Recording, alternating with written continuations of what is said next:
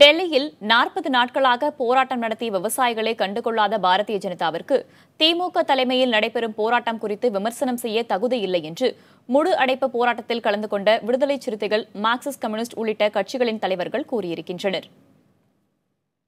டெல்லியில் 40 நாட்களுக்கு மேலாக போராடக்கூடிய விவசாயிகளை சந்தித்து பேசுவதற்கு மறுத்த பாரதிய ஜனதா கட்சிக்கு இந்த போராட்டத்தை பற்றி கருத்து சொல்வதற்கு அருகதை இல்லை, தகுதி இல்லை என்பதை நான் சொல்ல விரும்புகிறேன். விவசாயிகளின் கோரிக்கைகளுக்கு வலு சேர்ப்பதற்காகத்தான் இந்த அறப்போராட்டம் முன்னெடுக்கப்பட்டிருக்கிறது.